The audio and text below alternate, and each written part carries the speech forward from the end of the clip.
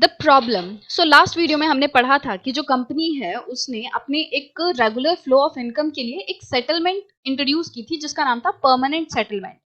तो पिछले वीडियो में हम डिस्कस कर चुके हैं जो परमानेंट सेटल थी वो क्या थी, उसमें क्या जो रूल्स थे, क्या सेटलमेंट थी। अब इस वीडियो में हम बात करेंगे कि उस सेटलमेंट में दिक्कत क्या थी, क्या प्रॉब्लम थी। The permanent settlement however created problems. ये जो परमानेंट सेटलमेंट थी ये इंट्रोड्यूस तो अंग्रेजों ने इसलिए की थी कि उन्हें लग रहा था कि उनका फायदा हो जाएगा, उन्हें रेगुलर फ्लो ऑफ इनकम मिल जाएगी, कि फिक्स्ड जो इनकम है वो उन्हें टाइम टू टाइम मिलती रहेगी। बट इसमें कुछ प्रॉब्लम थी। Company official soon discovered that zamindars were in fact not investing in the improvement of land. बाद में ये जो कंपनी ऑफिशियल्स हैं उन्हें ये रियलाइज होता है, उन्हें ये पता चलता है कि भाई हमने तो ये सोच के इस सेटलमेंट को इंट्रोड्यूस किया था कि जो जमींदार हैं वो इन लोगों को इनकरेज करेंगे कि वो ज्यादा जमीनों में पैसा लगाएं। वो जो जमींदार है वो खुद लैंड के इंप्रूवमेंट में फोकस करेंगे, उसमें इन्वेस्ट करेंगे, ज्यादा से ज्यादा जमीनों को वो खरीदेंगे, ज्यादा से ज्यादा लोगों को एग्रीकल्चर करवाएंगे, किसानी करवाएंगे। बट प्रॉब्लम ये थी कि जो हो रहा था वो कंपनी के सोच के बिल्कुल उलट हो रहा था। जमींदार जो है वो कुछ भी जो है कोई भी इंप्रूवमेंट नहीं कर रहे थे, लैंड में कुछ भी इन्वेस्टमेंट नहीं कर रहे थे। The revenue that had been fixed was so high that zamindar found it difficult to pay. जो कंपनी ने फिक्स्ड रेवेन्यू रखा था, जो एक्स अमाउंट रखा था कि आपको इतना अमाउंट हमें हर पीरियड में देना है, हर महीने में देना है, तो वो अमाउंट वो इतना ज्यादा था कि जमींदारों को बहुत ही दिक्कत आ रही थी कि वो उतना रेवेन्यू किसानों से कलेक्ट कर पाए और दे पाए। मतलब जितना अमाउंट उन लोगों ने फिक्स किया था उतना जमींदार कंपनी को नहीं दे पा रहे थे, उतना वो किसानों से कलेक्ट ही नहीं कर पा रहे थे, तभी तो कंपनी को देंगे। Anyone who failed to pay the revenue lost his जमींदारी। और रूल क्या था कि जो भी पर्सन अपनी जमींदारी देने में, मतलब जो फिक्स्ड अमाउंट उन्हें कंपनी को देना है वो देने में अगर वो फेल हो जाते हैं, असफल हो जाते हैं, तो उनकी जो जमींदारी है, उनका जो जमींदारी का राइट है वो उनसे छीन लिया जाएगा, उनसे ले लिया जाएगा। Numerous zamindaris were sold off at auctions organised by the company. और इसी तरीके से बहुत सारी जो जमींदारी हैं वो ऑक्शंस में बिकी। जमींदारी मतलब एक तरीके से राइट है ना, ये तो एक तो अगर कोई पर्सन पैसा नहीं दे पा रहा है, रेवेन्यू कंपनी को नहीं दे पा रहा है फिक्स्ड अमाउंट, तो क्या होगा कि वो जो राइट है वो किसी और को दे दिया जाएगा। जो बंदा ये क्लेम करेगा कि हम तुम्हें इतना रेवेन्यू देंगे, तो इस तरीके से कंपनी उस दूसरे पर्सन को जो क्लेम कर रहा है कि हाँ मैं तुम्हें दे दूंगा इतने पैसे टाइम टू टाइम, तो उस पर्सन को फिर वो कंपनी राइट दे देती थी। By the first decade of the 19th century the situation change. But जब 19th सेंचुरी आई तो उसके पहले डेकेड तक, मतलब कि 1810 तक मान लो, तो उस टाइम तक सिचुएशन जो है वो चेंज हो चुकी थी। The prices in the market rose. जो मार्केट में प्राइसेस थे, जो चीजों की कीमत थी वो बढ़ रही थी। And cultivation slowly expanded. और धीरे धीरे करके कल्टीवेशन मतलब कि जो खेती बाड़ी है वो एक्सपेंड हो रही थी, वो बढ़ रही थी। लोग अब खेती बाड़ी करना स्टार्ट कर चुके थे ज्यादा। This meant an increase in the income of the zamindars but no gain for the company since it could not increase the revenue demand that had been fixed permanently. तो अब प्राइस बढ़ चुके थे, लोग एग्रीकल्चर ज्यादा कर रहे थे, तो इसका मतलब क्या होगा, जमींदार जो है वो ज्यादा टैक्स कलेक्ट कर पाएंगे लोगों से। जो लोग अब ज्यादा लोग किसानी कर रहे हैं, ज्यादा लोग खेती कर रहे हैं, इसका मतलब ज्यादा लोगों से टैक्स मिलेगा, ज्यादा टैक्स मिलेगा जमींदार को। बट कंपनी के लिए तो ये कोई फायदे वाली बात हुई नहीं, क्योंकि जमींदारों ने तो सिर्फ फिक्स्ड अमाउंट ही आगे जाके कंपनी को देना है, और जो उस फिक्स्ड अमाउंट के ऊपर बचेगा वो जमींदारों की जेब में जाएगा। तो इसलिए कंपनी को जो है दिक्कत आ रही थी, क्योंकि जो फिक्स्ड अमाउंट किया था उन्होंने परमानेंटली, सिर्फ उतना ही उन्हें मिल रहा था, और जो भी अगर एक्स्ट्रा इनकम हो रही थी वो जमींदार अपने पास रख रहे थे। इवन देन द जमींदार did not have an interest in improving the land. और ऐसा होने के बाद भी, मतलब कि उन्हें अगर फिक्स्ड अमाउंट से ज्यादा पैसा मिल रहा है तो वो उनकी जेब में जाएगा। इस चीज के बावजूद भी जमींदार जो है वो कोई इंटरेस्ट नहीं ले रहे थे जमीन को इम्प्रूव करने में, कि वो ज्यादा जमीनों को बेटर बनाएं और उनमें खेती करवाएं। जमींदार इस चीज में कोई इंटरेस्ट नहीं ले रहे थे। अगर उन्हें नॉर्मली रेवेन्यू ज्यादा मिल रहा है तो ठीक है, नहीं मिल रहा तो वो अपनी जमींदारी जो है वो लॉस्ट कर देते थे, किसी और को जमींदारी का राइट मिल जाता था। तो ये सिस्टम चल रहा था। Some had lost their lands in the earlier years of the settlement. बहुत सारे ऐसे जमींदार थे जो कि अपनी जमीनों को खो चुके थे इस सेटलमेंट के शुरुआती कुछ सालों में। जब ये सेटलमेंट इंट्रोड्यूस हुई थी तो उसके कुछ सालों के अंदर अंदर, क्योंकि इतना ज्यादा फिक्स्ड अमाउंट था, उस चक्कर में जो जमींदार थे वो उस फिक्स्ड अमाउंट को कंपनी को नहीं दे पाते थे, और उस वजह से इन लोगों ने, जो बहुत सारे जमींदार थे, वो अपनी जमीनें खो चुके थे।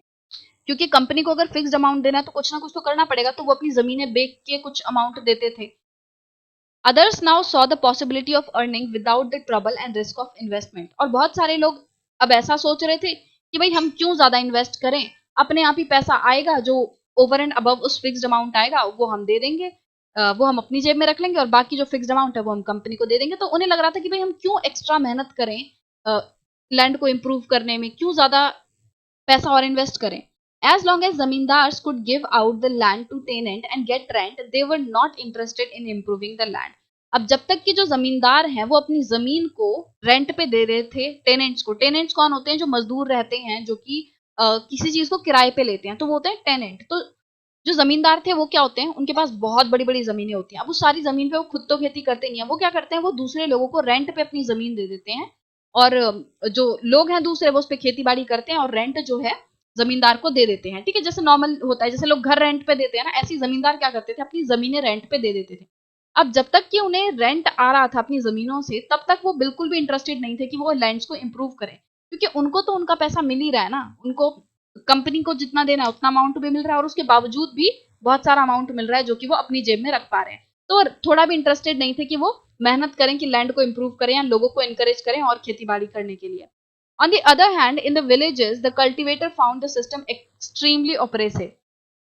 अभी तक हम बात कर रहे थे कंपनी की और जमींदार की, कि कंपनी जो है उसने फिक्स्ड कर दिया अमाउंट और जमींदारों को वो फिक्स्ड अमाउंट देना है। बट जमींदार कैसे देंगे अमाउंट? वो तो जो किसान खेत में खेती कर रहा है, जो खेत में लगा हुआ है किसान, उससे टैक्स लेंगे ना। तो प्रॉब्लम ये थी कि जो गांव में लोग खेती कर रहे थे उनको ये सिस्टम बहुत ही ज्यादा ऑपरेसिव लगा। ऑपरेसिव मतलब किसी को कंट्रोल करना, किसी को दबाना। तो जो विलेजर्स थे उन्हें फ्रीडम फील नहीं होती थी, उन्हें ऐसा लगता था कि भाई हमें दबाया जा रहा है, हमारे साथ नाइंसाफी हो रही है। ठीक है, क्योंकि जमींदार क्या करते थे, वो उनको फिक्स्ड अमाउंट देना है ना, तो उसके चक्कर में जो गांव के लोग थे, जो किसान थे, उनको बहुत ही परेशान करते थे रेवेन्यू कलेक्ट करने के लिए। The rent he paid to the zamindar was high and his right on the land was insecure. जो किसान, जो गांव में रहने वाले लोग हैं जिनसे जमींदार रेंट लेते थे, तो उनके साथ क्या होता था कि जो रेंट वो लोग जमींदार को दे रहे हैं वो बहुत ही ज्यादा हाई रहता था। अब क्योंकि उन्होंने जमीन रेंट पे ली है तो उनका जो राइट था वो इनसिक्योर रहता था, कि कभी भी हो सकता है कि ये जमींदार उनको कह सकते हैं कि भाई मैं अब तुम्हें अगले साल से जमीन किराए पे नहीं दे रहा, ऐसा भी तो हो सकता है ना। तो उनके जो लैंड है वो बहुत ही ज्यादा इनसिक्योर थी। और जब वो खेती करते हैं तो देखो, खेती अपने आप में बहुत ही रिस्की चीज है। और वो तो टाइम भी ऐसा था कि कोई इरिगेशन सिस्टम इतने नहीं थे, बारिश हुई तो अच्छी पैदावार होगी, नहीं हुई तो सब कुछ बर्बाद हो गया। किसी टाइम ज्यादा बारिश हो गई तो बाढ़ आ जाएगी, उसमें भी फसल बेकार हो गई। तो इनका जो सिस्टम था, खेती थी, वो इनसिक्योर था। उनके लिए सिक्योरिटी नहीं थी कि भाई अगर हम इतना रेंट दे रहे हैं तो इस साल क्या हम इतनी इनकम कमा भी पाएंगे।